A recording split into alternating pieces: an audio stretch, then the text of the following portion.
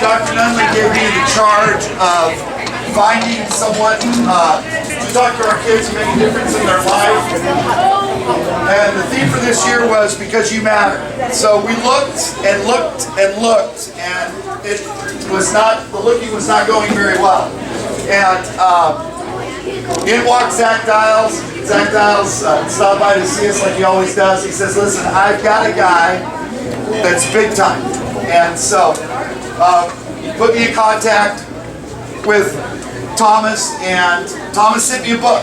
And so a few of us read the book, talked to him a few more times, and somehow we went from bringing a motivational speaker in to passing out a textbook, a book that you have in front of you, to every student on campus. It's been a school-wide reading project. Thomas was gracious enough to waive his speaking fee for tomorrow so that every student could have a book. We had a few left over, so we were able to invite people from Farmersville and CBC and a few other places from the Reaching Higher program. We've got representatives from Live Oak. We got representatives from Cherry Avenue. Mario, want to help me with your organization? Campus Life is here. We've got TYA. We've got our superintendent represented here. Who am I missing? I think I got everybody. Ty, you've got several people here. Reaching Higher. I met a couple.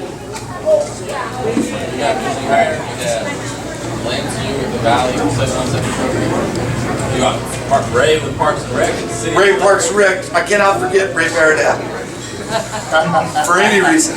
So, ladies and gentlemen, without any further ado, I'd like to turn it over to Thomas R. Williams.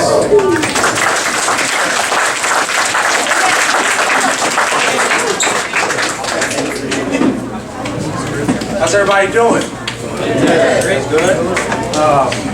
First and foremost, I want to thank my guy Zach, because many times as I beat you on the golf course, you still wanted to bring me back to your hometown and allow me to speak to them. I won't tell you guys the golf scores because we're still a work in progress. Yeah, we're going to get it right. We're going to get it right.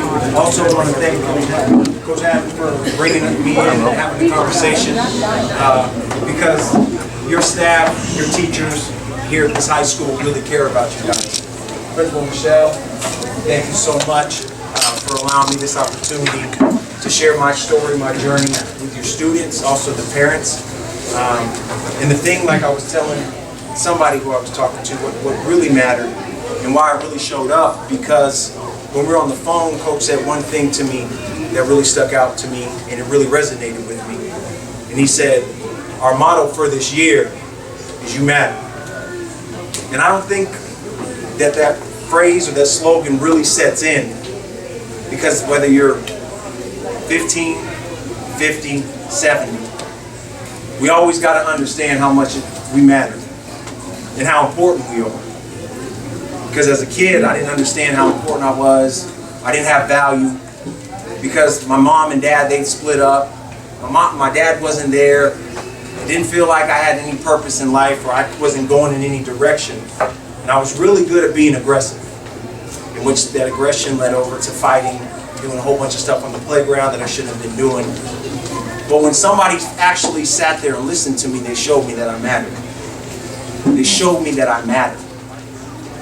And the phrase and the word that my mom told me at 8 years old, and I still hold on until I'm 32, is she said, Thomas, you can be and do anything that you want to. It's something that I'm really experiencing right now in my life and really trying to work through, and the word keeps coming back up to me, is regret. And you can ask your parents, you can ask your friends, you can ask anybody, that we all have regrets. And it was funny because I used to live with my grandparents growing up, and my grandparents would always say, well, if I only knew then what I know now. Has anybody ever heard that? And they would say it all the time, and I never understood what they were talking about until I got to high school. Finally get to high school, and I finally clicked in on what they were saying. And my high school coach would say, you know what? Brian Johnson, he was a great football player, but you know what? He got caught up in the girls and he got into the drinking. You know, Tracy was a heck of a softball player, but she never made it out of Vacaville. Why did she make it out of Vacaville? Well, because she didn't believe that she could. And I'm thinking to myself, at 15, 16, 17, I'm like, I got this dream and this vision to go to the NFL. I can't do it because nobody else from my city and my town did it. And I always went back to that thing. If I only knew then what I know now. So I started to ask people who were older than me, counselors, coaches, mentors, teachers, what do I need to do to get there? How do I get to the place that I want to go? Because you have been 15, 16, 17, and 18. But I haven't been 20, 30, 40, and 50 years old. So pour into me and tell me everything that I can possibly do. And I would listen to their stories. And they would tell me, I regret not trying to find out exactly what I could be in life. I regret only accepting the life that was given to me as opposed to challenging myself and exploring the life that I want. So I ask you guys the question, rhetorically. What do you want? Not where you live, not what your parents do, not what your friends done or the people who are older than you. They've only shown you the examples of things that you can do. But what do you honestly want? We live in a town, and as I was driving around, it reminded me of Vacaville. And I was like, wow, this reminds me of home.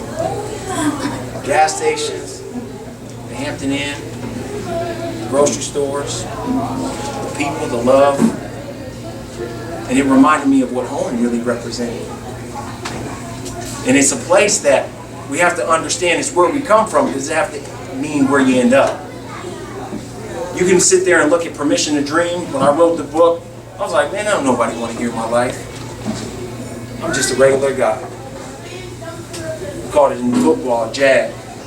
Just a guy. I said, I'm a jag.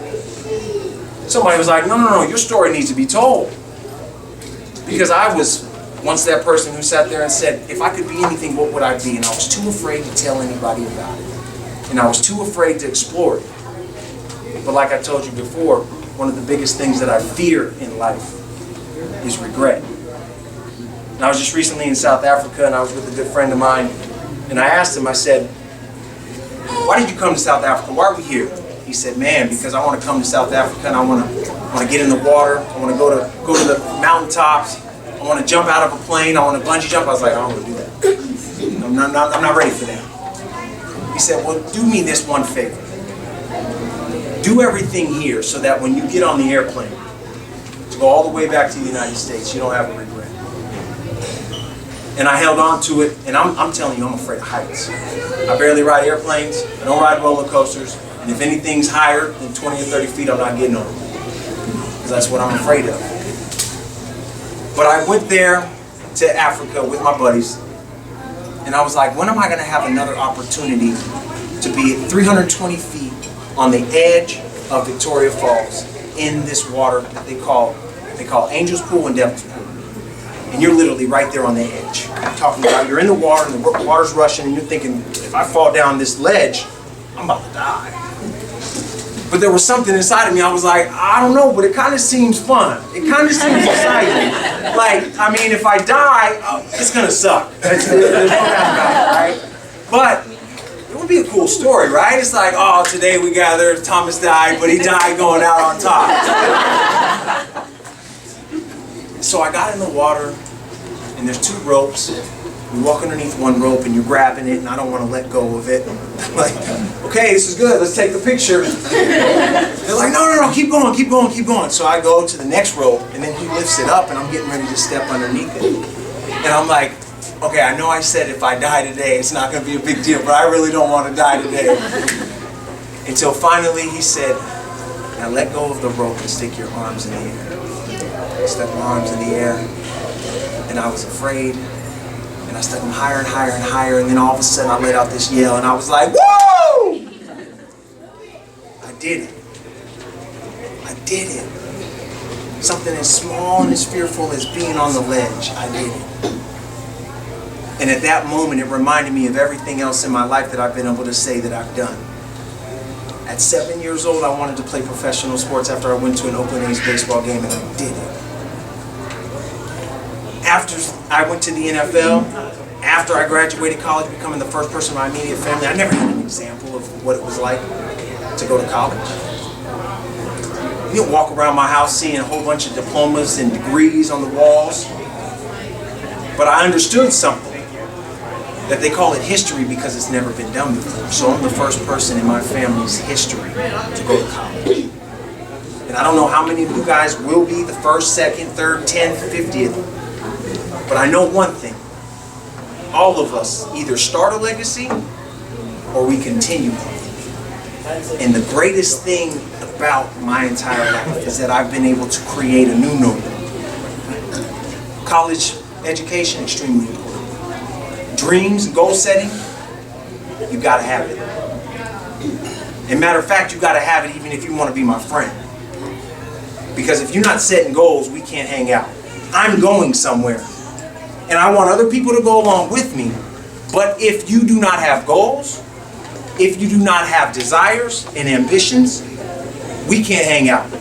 And I'm not saying I'm that special. I'm just saying I value myself way too much to hang around people who don't want to do anything in life. And ever since I was a kid, when my mom sat there and told me you can do anything, I sat there and said, I'm stupid enough to believe her. I was dumb enough to believe my mom when she sat there and said you can do anything. And I'm living proof. I'm telling you, I've been afraid of every single thing that I've tried to accomplish. But that's the journey. And I get emotional about it because it's so real to me. You got people in towns, just like the town that I grew up in. But there's greatness in every single one of us. But the thing is we allow circumstances and people to dictate how far we can go. Now, you can't do that because your parents never did it. Well, you know what? My parents never went to the NFL. I did it. Oh, you're not going to be able to graduate. You're too dumb. Well, you know what? Let's find out if you're right or if I'm right. Oh, man, you're just a dumb jock. You want to write a book? You can't even read. Okay. Well, I'm going to write a book. And since that wasn't good enough, I'm going to write a second one.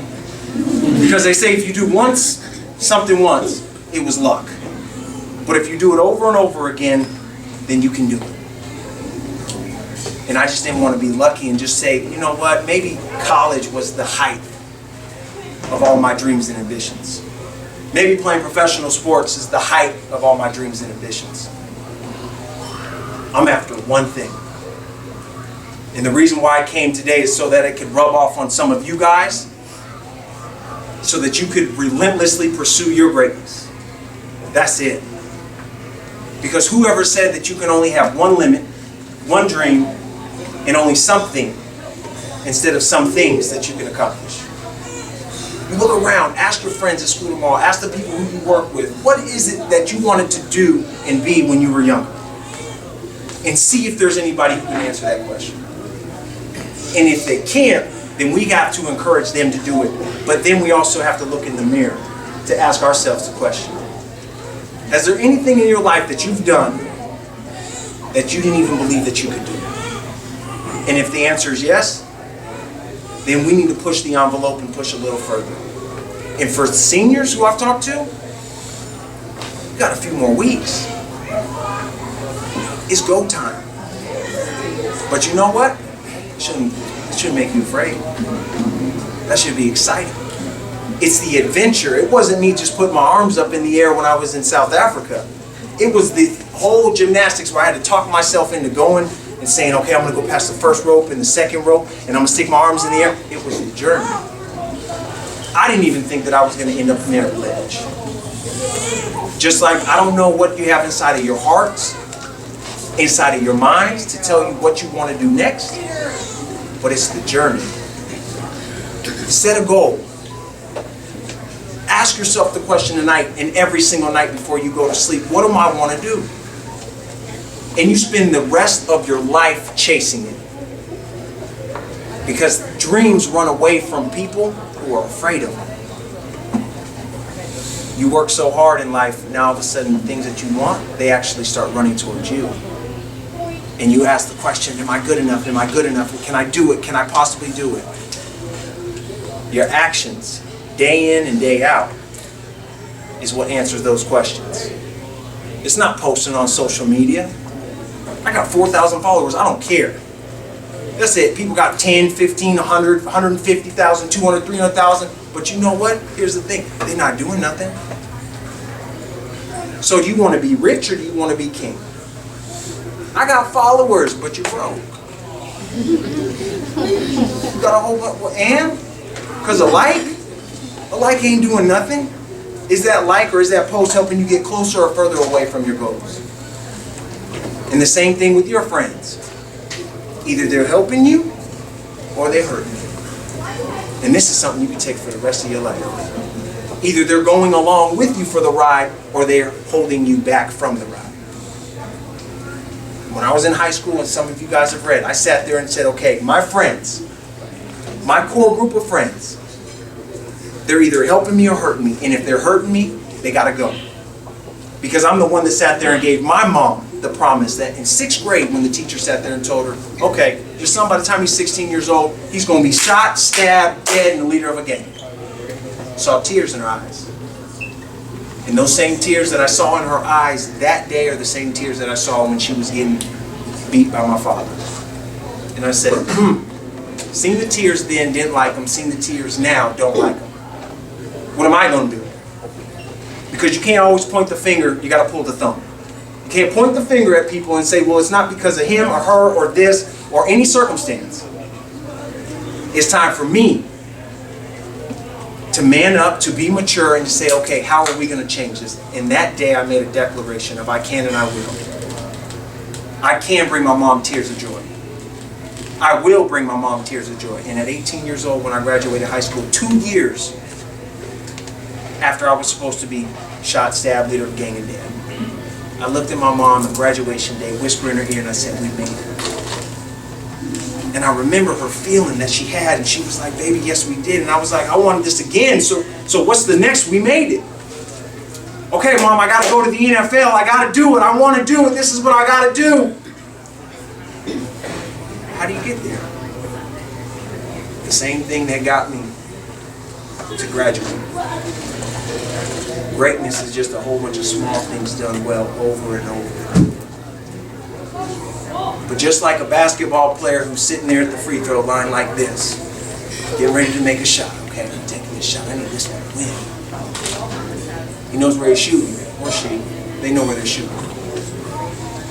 But if you blindfold, you say, look, I need you to make this basket blindfolded. What do you think the chances of them going to make it? They're not going to make it because their eyes is blocked. They have no direction, they have no vision, and they have no place to shoot. Aim at something.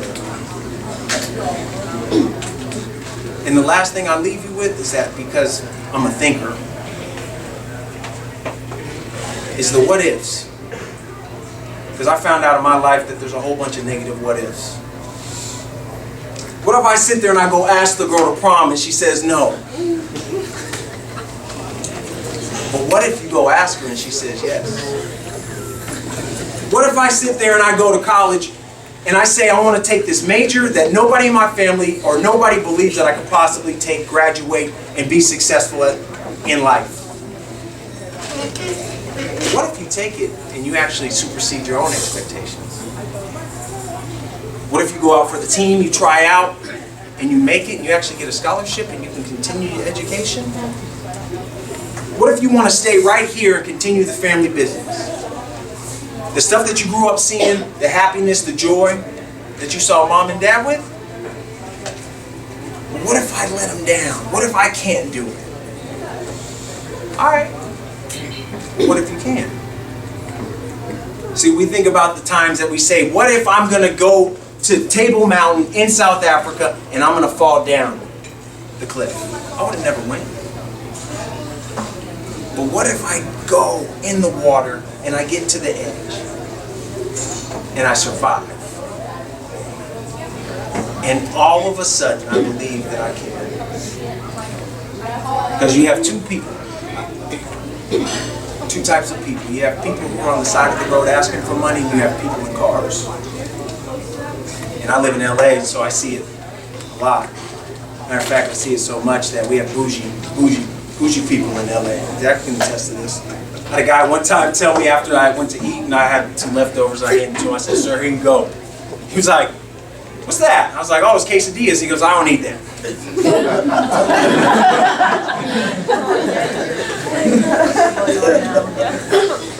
So the point of the story is this. You ask two people, the one who's in the car, who has the money to be able to give to the person who's on the side.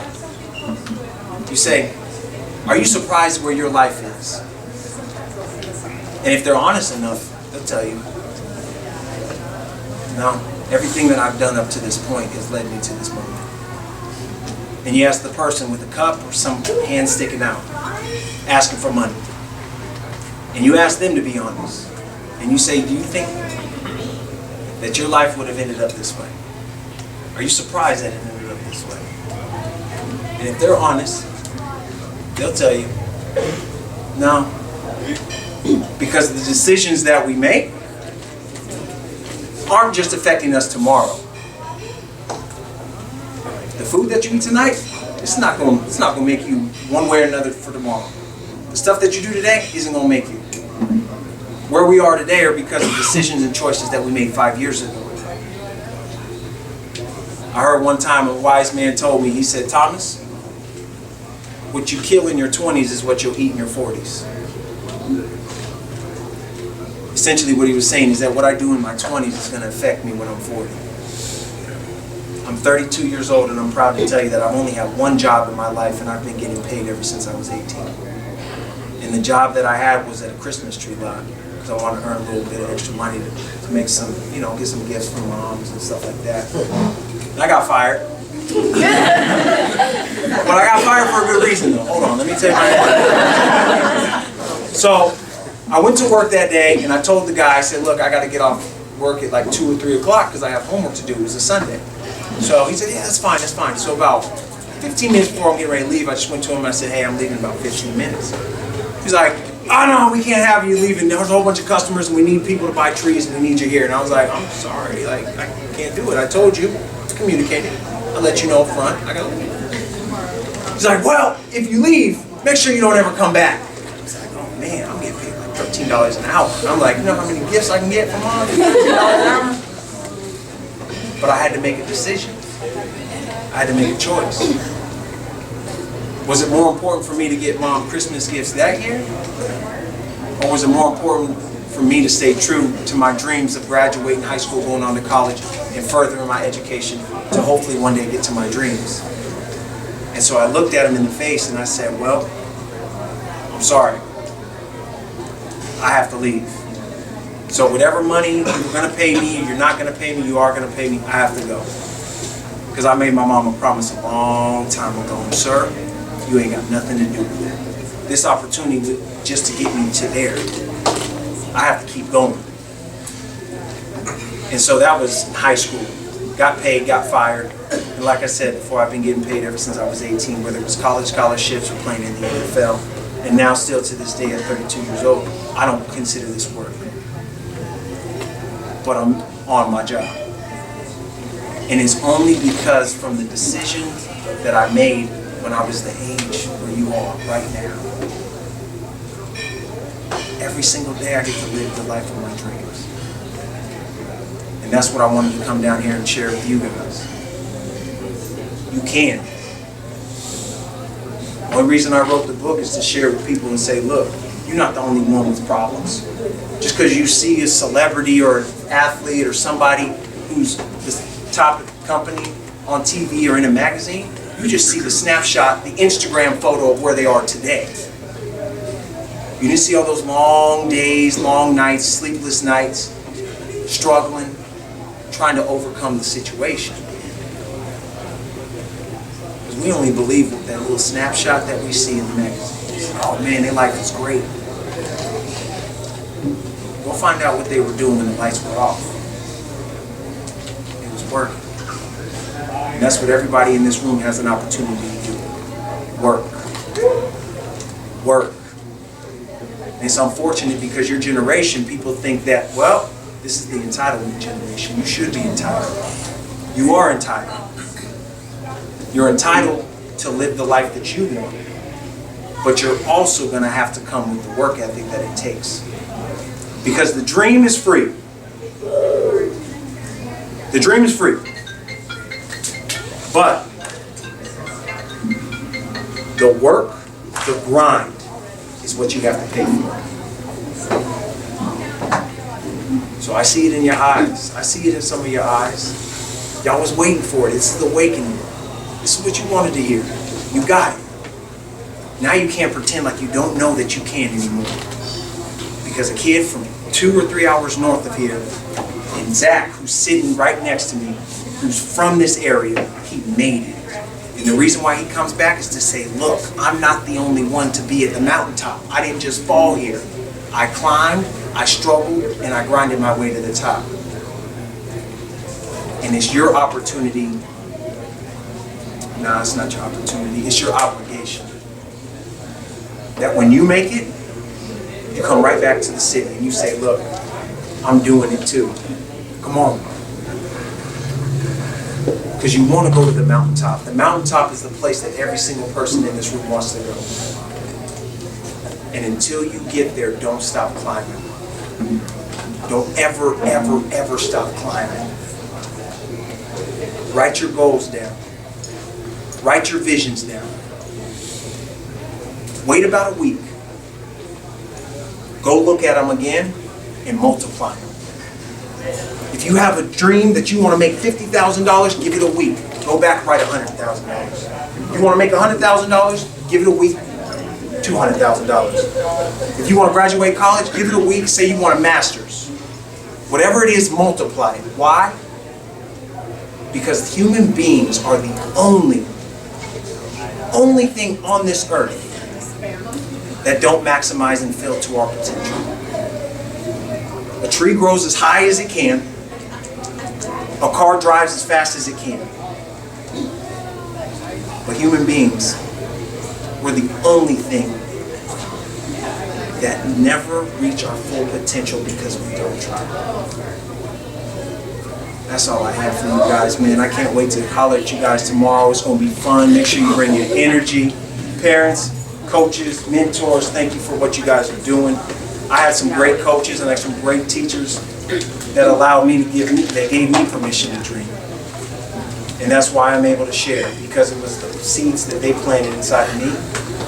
It was the love that they showed me. And I'm the kid that was only supposed to die 16 years ago when I wasn't supposed to be anything. So I say this, and I leave with this in closing. If somebody tells you that you can only be something, for example me, he's going to die at 16. They already gave me my death sentence. They told me what my ceiling was, my limitations. And I said, well, shoot, I was 12 years old at the time. I said, if I'm supposed to die, I only got 4 years to live anyways. So we might as well go out with a bang. We might as well try every single thing that we possibly can and push the limits. And at 16 years old, we're going to find out, is he true or was I? And the answer to the question is inside of every single body standing here, sitting here today. Who's true? Who's real? And who's the one with all of the answers? Is it them or is it you? Go get it. Go get it. Whatever it is, go get it. And don't come home until you have it. If you gotta leave town to go get it, do it. If you have to stay in town to go get it, go do it. But make sure at the end of the day you don't come home until you get it. That's something I live by. Things that we set out for, we're going to get it. I'm going to find enough people with me, friends, family. This is what I need your help with. Come on, let's go do it. Because I can, I will, and I'm still saying I did it. And y'all got the same looks that I have. Y'all got the same looks. Go do it. Go do it. Leave your legacy. God bless y'all. Love y'all and I appreciate it.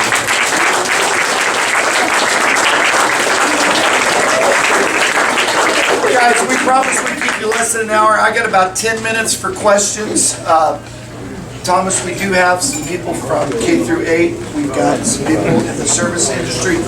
Guys, you read his book. We got about, you may not be able to ask questions tomorrow. If you got a question, now's a really good time to do it.